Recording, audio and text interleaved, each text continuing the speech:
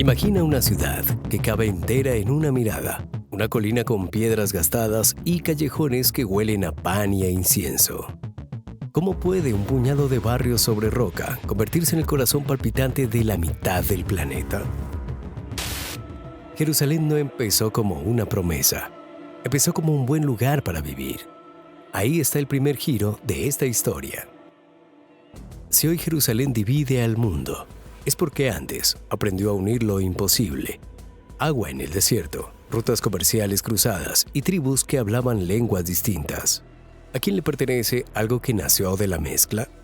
Mucho antes de nombres que hoy mueven montañas, Abraham, Jesús o Mahoma, las lomas tenían otro dueño, el anonimato. Pastores y mercaderes cananeos levantaron casas de piedra y barro junto a la fuente de Gihón. Sembraron olivos, criaron cabras y vendieron especias a caravanas que iban y venían entre Egipto y Mesopotamia. Nadie hablaba de lo sagrado. Hablaban de cosechas, de lluvia, de no enfadar a los vecinos poderosos. Ese origen sin himnos explica algo esencial. Jerusalén fue, desde su cuna, práctica antes que mística. Con el tiempo, el nombre de la ciudad empezó a colarse en relatos de imperios. No porque fuera un santuario, sino porque era una bisagra geográfica. Cambió de manos, de acento y de dioses. Cada grupo que la controló puso su sello, pero ninguno logró borrar al anterior del todo. Sus primeros siglos son una suma de capas, no una conquista final. Esa multicapacidad de absorber y mezclar es la semilla del dilema moderno.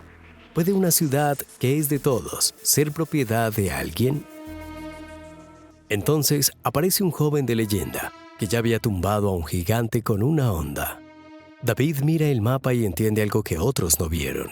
Su pueblo, 12 tribus difíciles de alinear, necesita una capital que no pertenezca a ninguna de ellas. Elige una ciudad jebusea, neutral, alta, defendible, y la convierte en su centro político. No basta, trae a Jerusalén el Arca de la Alianza, y con esa procesión transforma un plan militar en un acto teológico. Donde se ponga el arca, se instala el corazón del pueblo. Desde ese día, la colina empezó a aprender otra palabra: santidad. Salomón, el hijo, levanta un templo sobre el monte Moria, piedra, cedro y oro, diciendo en voz alta lo que David había insinuado. Allí, según la tradición, Abraham estuvo dispuesto a sacrificar a Isaac. El pasado remoto, el patriarca, el pacto, todo encaja como piezas de un mismo engranaje. Pero la historia verdadera no es tan limpia. Jerusalén no se vacía de su gente anterior, se mezcla. Israelitas y cananeos conviven, se casan, comparten costumbres. El monoteísmo se afirma justo al lado de viejas prácticas que poco a poco van cambiando de intención y de nombre. La israelización no fue una expulsión fulminante, fue un proceso, y en los procesos nada es absoluto. Ahí late la tensión que no nos abandona, cuando varias memorias reclaman el mismo suelo. ¿Quién posee el relato? David dio a Jerusalén un papel, Salomón dio un escenario, pero la ciudad que había nacido como lugar útil, ahora también era un símbolo. Y los símbolos se enamoran y provocan. Si Jerusalén ya había alcanzado la cima, templo, capital, promesa, ¿cómo se explica que las llamas devoraran esa cima hasta las cenizas? ¿Puede un pueblo seguir siendo pueblo cuando le arrebataban su casa? La respuesta llega con el estruendo de Babilonia. Entra Nabucodonosor, caen murallas, arde el templo. No es solo una derrota militar, es un golpe al sentido. ¿Dónde vive Dios si su casa ya no existe? ¿Qué queda del pacto cuando el cofre que lo representaba desaparece? Miles de judíos marchan al exilio, y en esa marcha inventan una manera nueva de resistir. Convierten su relación con Dios en algo portátil. Nacen prácticas que no dependen de un edificio: lectura, oración, comunidad. Si el templo era el corazón, la Torá se convierte en el pulso. Si la tierra se aleja, la promesa se vuelve brújula. El exilio es devastador, pero también clarifica. Los profetas hablan de retorno, los escribas preservan textos, las familias aprenden a decir el próximo año en Jerusalén sin saber si ese próximo llegará. La ciudad que ya era símbolo, se transforma en deseo. Y el deseo, cuando dura 70 años, deja de ser nostalgia y se convierte en estructura, una manera. La semana que cambió el mundo y el fuego que cambió la ciudad. La Jerusalén que vuelve a alzarse tras el exilio es más grande, más ruidosa, más ambiciosa. Herodes la ha embellecido con murallas y patios, y el segundo templo brilla como una promesa tallada en piedra. En Pascua, la ciudad late a ritmo de peregrino. Vendedores de corderos, familias que se abren paso entre túnicas y puestos, rumores de profetas que van y vienen. Entre ellos llega un rabino de Galilea, con un grupo pequeño de seguidores. Entra montado en un burro. La gente lo aclama con ramos como si la esperanza tuviera forma de camino. Nadie sabe aún que esa semana dejará una cicatriz luminosa en la historia. Y si la derrota de un solo hombre fuera leída por millones como la victoria más grande, ¿y si el centro del mundo cambiara de lugar sin moverse un centímetro? La entrada triunfal no es un desfile inocente, es un gesto con filo político y teológico. Para unos cumple la antigua promesa sobre un rey justo, para otros suena a peligro en una ciudad ya tensa bajo Roma. Días después, la cuerda se tensa hasta romperse. El arresto nocturno, el juicio apresurado, la cruz levantada en una colina pedregosa fuera de las murallas. El Gólgota, un lugar cualquiera, se convierte para un pequeño grupo en el eje invisible del mundo. 3 días después, ese mismo grupo proclama que la muerte ha sido vencida. Con esa afirmación, Jerusalén no solo es la capital y santuario, se vuelve escenario de misterio que dará forma a una nueva fe. Para los primeros cristianos, Jerusalén es tanto cuna como herida. Allí ocurrió lo esencial, crucifixión y resurrección. Pero el propio Jesús habló de un templo que caería. Cuando las legiones romanas arrasan la ciudad en el año 700 después de Cristo, muchos leen la catástrofe como juicio, el inicio de una teología que interpreta la caída de las piedras como un giro de la relación entre Dios y su pueblo. Jerusalén, otra vez, es símbolo y espejo. El asedio no fue solo guerra, fue hambre, miedo y humo. Roma cercó la ciudad con una muralla para ahogar cualquier esperanza. Dentro de los muros altísimos parecían prometer lo que ya no podían garantizar. Herodes había ampliado el templo hasta hacerlo rival de cualquier maravilla romana. Nada de eso detuvo el fuego. Cuando finalmente cayeron las defensas, la matanza fue espantosa, incluso para los estándares de la época. Pero el golpe más hondo no fue el número de muertos, fue ver arder la casa de Dios. El segundo templo se convirtió en brasas y con él se desmoronó un modo entero de vivir la fe. Desde entonces, el pueblo judío aprende a cargar a Jerusalén por dentro. Nace una disciplina de memoria que resiste al tiempo. El próximo año en Jerusalén, al final del Seder de Pascua, una copa rota en cada boda para recordar el templo. La oración orientada hacia la ciudad, aunque la ciudad esté lejos. La diáspora no borra el vínculo, lo afila. La ausencia se vuelve una forma de presencia. Si una ciudad puede quemarse y seguir viva en sus habitantes, ¿qué pasa cuando otra fe poderosa decide que esa ciudad también le pertenece por derecho? Durante los 3 primeros siglos, el cristianismo corre ligero por el imperio. No necesita un punto fijo. Su Dios cabalga en cartas, en comunidades, en catacumbas. Jerusalén importa, claro, pero no monopoliza la fe. Todo cambia cuando Constantino adopta el cristianismo y, con su madre Helena, mira hacia la colina donde se dijo que la muerte perdió. Manda a derribar el santuario romano que Adriano había impuesto sobre las ruinas del templo y excavar la tumba que creen auténtica. Sobre ella levantan la iglesia del Santo Sepulcro. No solo es arquitectura, es una tesis hecha piedra. El imperio que antes perseguía a los cristianos ahora convierte a Jerusalén en el corazón visible de su fe. La ciudad cambia de piel. Surgen iglesias, monasterios, hospederías. La economía gira alrededor de los peregrinos que quieren caminar donde caminó Jesús, orar donde se levantó la cruz, llorar y cantar frente a la tumba vacía. Es la nueva Jerusalén, que algunos identifican con el sueño del Apocalipsis. Pero esa renovación tiene sombra. Durante siglos, los judíos tienen prohibido vivir en la ciudad, permitidos solo un día al año para llorar ante la piedra del muro. Nace así una teología, la del reemplazo, que afirma que la iglesia es el nuevo Israel y que el control sobre la ciudad es prueba de ese favor divino. La fe se transforma en título de propiedad, lo sagrado se vuelve argumento político.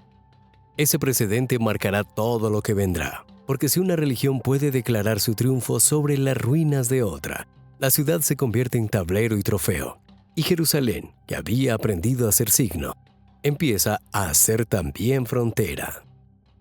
La ciudad sigue en pie, pero respira distinto. Entre las piedras ennegrecidas y las calzadas nuevas, los vendedores abren sus puestos al amanecer. El murmullo de los peregrinos se mezcla con el replicar de campanas y las oraciones que nacen de labios cansados. Donde hubo fuego, ahora hay patios, hospederías y cruces grabadas en los dinteles. La llave en manos de Omar y la ciudad que aprendió a convivir. Amaneció con polvo en el aire y murallas cansadas. Desde las lomas, tiendas de campaña dibujan un collar nuevo alrededor de Jerusalén. No era un ejército de saqueo y hogueras. Venían ligeros, con disciplina sobria y una certeza reciente. Corría el año 638. El califa Omar ibn al-Khattab desmontó del caballo, miró la ciudad sin soberbia y pidió ver al patriarca Sofronio. No habló de rendición humillante, habló de custodiar lo sagrado. Aquel día, la llave de Jerusalén cambió de manos sin estrépito. ¿Qué ocurre cuando un conquistador decide no exhibir triunfo, sino contenerlo? A veces, lo más revolucionario es lo que no se hace. Sofronio lo invitó a orar dentro del Santo Sepulcro. Omar negó con cortesía firme. Si oro aquí, mañana alguien lo tomará por pretexto, vino a decir. Rezó en la escalinata, al cielo abierto. El gesto marcó el tono. La ciudad no se ganaría con profanaciones, sino con una promesa. Lo cristiano seguiría en pie. Lo judío, silenciado por siglos bizantinos, volvería a respirar. Lo musulmán tendría su lugar sin borrar lo demás. Se firmó un pacto de protección. Iglesias, vidas y costumbres quedarían resguardadas a cambio de un tributo. No era igualdad, era jerarquía vigilada. Para su época, una protección rara. Omar subió al monte que los judíos llamaban templo y que los musulmanes pronto llamarían Haram al-Sharid. Halló maleza y escombros. Se arremangó con los suyos y limpió la explanada, como quien barre una casa que va a habitarse. Allí levantaron una sala modesta de oración. La piedra más alta de la ciudad volvía a ser altar, pero con otra orientación y otra liturgia. Las noches trajeron relatos del viaje nocturno del profeta. Una montura alada, una ascensión, un cielo abierto sobre la roca. No hacía falta inventar de cero. Bastaba enlazar esa memoria con nombres ya queridos por la colina: Abraham, Moisés, David, Salomón, Jesús, y ponerlos en diálogo. Con los omeyas llegó la ambición arquitectónica. Sobre la roca se alzó una cúpula que parecía sostener el firmamento. Más al sur tomó forma la gran mezquita sobre hileras de arcos. La cúpula no quiso desafiar, sino declarar: aquí también. Oro, mosaicos, mármoles, versos, la ciudad sumó sin restar. Campanas en el occidente, recitado en el oriente, plegarias judías de nuevo junto a las piedras del muro. La convivencia se reguló, los musulmanes mandaban, las gentes del libro vivían bajo resguardo pegando hijja. No era un Edén, era un equilibrio. En los barrios, los ritmos del vecino se aprendieron como se aprende una canción. Cuándo abrir paso, cuándo guardar silencio, en qué horas subía la marea de peregrinos. Las calles olían a panásimo, aceite y sándalo. En las casas, lámparas colgantes dejaban un resplandor quieto sobre pergaminos, evangelios y manuscritos del Corán. Las diferencias no se disolvían, caminaban juntas sin chocar a cada rato. Hubo fricciones, sí, disputas por patios, quejas por campanas o por llamadas a la oración, impuestos sentidos como carga. Pero el hilo mayor resistió. El patriarca mantuvo su sede, Los custodios de cada santuario aprendieron los límites del otro. Los jueces resolvieron conflictos midiendo tiempos, llaves, procesiones. La ciudad, frágil y tensa, respiraba. ¿Puede una colina sostener 3 memorias sin que una intente silenciar a las demás? La respuesta llegó con cruces bordadas y absoluciones en los labios. El 1099 encontró a Jerusalén cercada por hombres con boto y espada. Cuando los cruzados forzaron las puertas, la ciudad probó el hierro del fanatismo. Las crónicas hablan de calles desbordadas de sangre, de mezquitas y sinagogas convertidas en silencios de piedra, de guerreros que caminaron entre cadáveres para dar gracias ante el sepulcro. No hubo pacto ni llaves de vueltas, hubo exterminio y botín bendecido. Aquel verano clavó un aguijón largo en la memoria de los vencidos y también en la de los vencedores. Los nuevos amos coronaron reyes, repartieron casas, fijaron procesiones y reliquias. La ciudad se volvió fortaleza y trofeo. Quedaron cristianos orientales, invisibles en su propia cuna. Desaparecieron los judíos, los musulmanes se hicieron ausencia. Sonaban lenguas extrañas, las botas marcaban un compás importado. Se intentó ordenar hasta el último rito. Por un tiempo, Jerusalén pareció haber cambiado de alma. Sin embargo, la brújula política giró desde Egipto y Siria. Un kurdo sereno reunió banderas y voluntades. Saladino venció en campo abierto, estrechó la ciudad con paciencia y el 2 de octubre de 1187 recibió su entrega. Eligió otro camino, protegió iglesias, permitió procesiones, organizó rescates para que los pobres no cayeran en esclavitud, invitó a familias judías a volver y puso orden en los accesos a los lugares santos. No ofreció una igualdad que su siglo no concebía, ofreció una dignidad vigilada que permitía vivir. Con el tiempo se fijaron rutinas, custodios para llaves, horarios escalonados para liturgias, pasillos y turnos para cruzarse sin empujones. Los peregrinos cristianos volvieron a caminar la vía dolorosa. Los fieles musulmanes llenaron la explanada con un rumor de olas. Familias judías rezaron en voz baja contra piedras antiguas. Cuando Ricardo de Inglaterra y Saladino pactaron la paz, cuajó la convicción práctica. La ciudad podía tener gobernantes musulmanes sin cerrarse a los pasos cristianos. No era un ideal, era una cuerda tensa que, sin embargo, no se rompía. Hubo días de sobresalto. Llegaban noticias de treguas rotas, de caballeros que se resistían a volver a Europa, de caravanas atacadas y represalias. La ciudad, como siempre, absorbía golpes y seguía en pie. Sus guardianes sabían que un rito interrumpido era más que una molestia. Podía encender barrios enteros. Por eso, cada fiesta se preparaba con listas, relojes y llaves. El orden era frágil, pero funcionaba. La ciudad partida. Y la pregunta que no se cansa.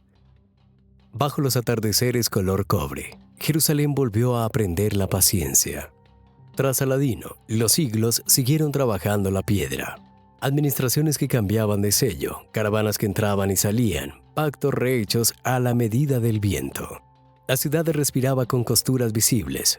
Los custodios contaban llaves. Los monjes discutían horarios, los jueces dibujaban pasillos para que las procesiones no se rozaran. No era armonía, era oficio, y el oficio de Jerusalén desde entonces consistió en mantener encendida la vida entre memorias que jamás aceptaban retirarse. ¿Puede una ciudad conservar su centro cuando los imperios la contemplan como un espejo donde quieren verse vencedores? Con los otomanos, la colina ganó murallas nuevas.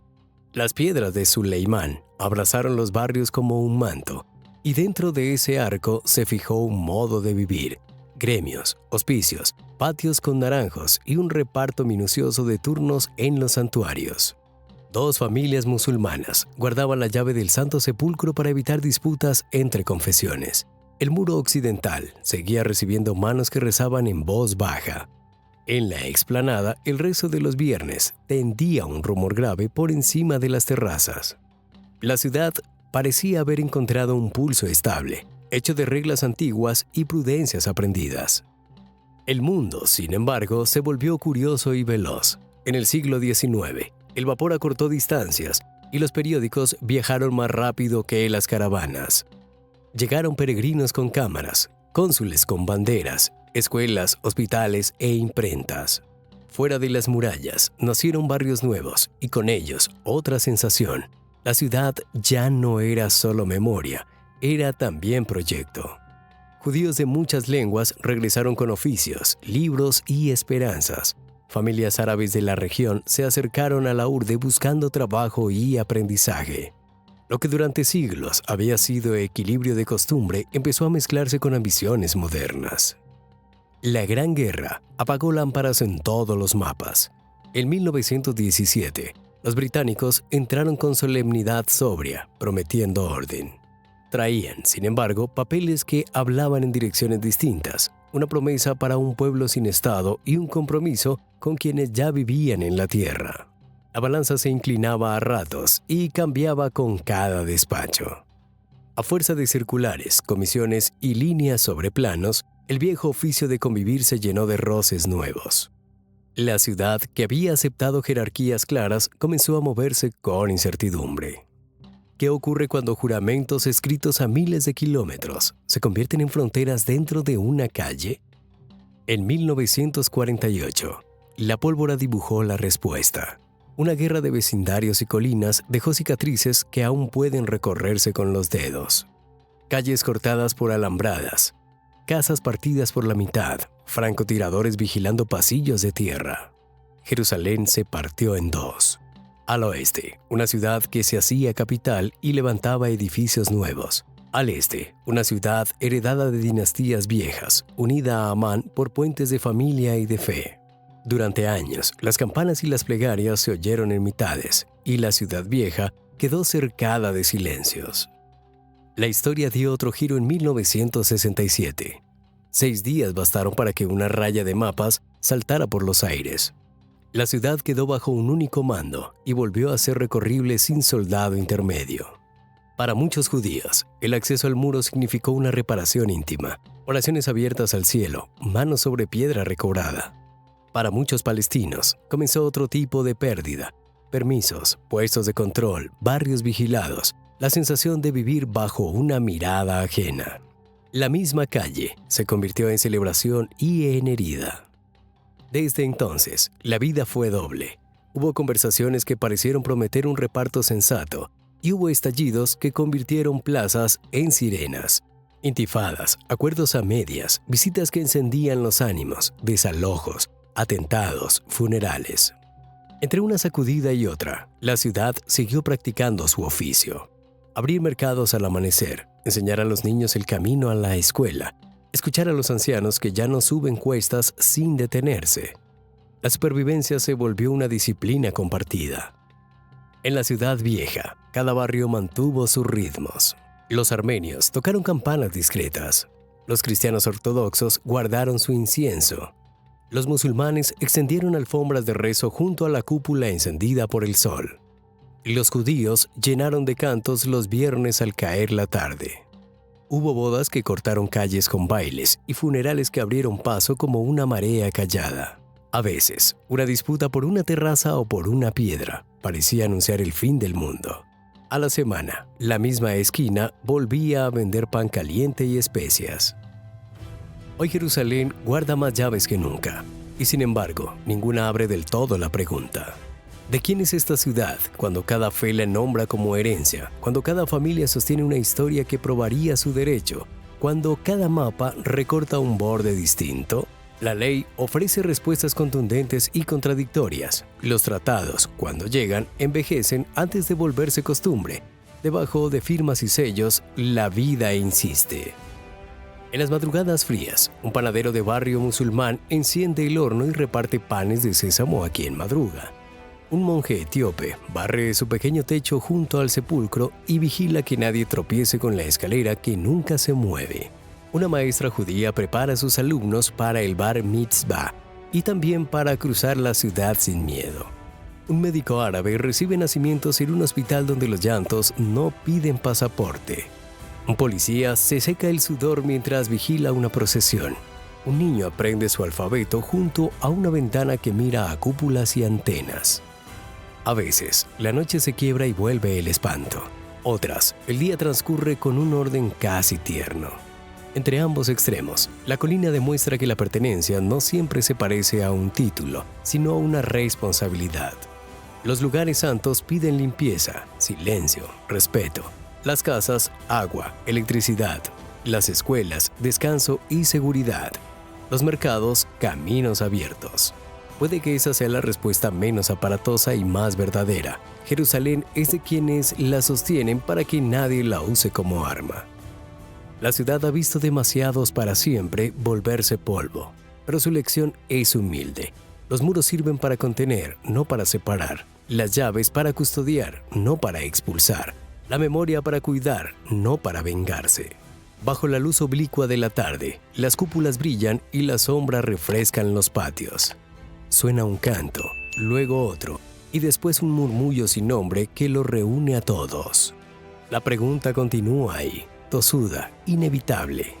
Y la ciudad, con un pulso antiguo, responde sin pronunciarlo. Soy de quienes me honran con justicia y de quienes me habitan sin convertir mi piedra en pretexto para el rencor.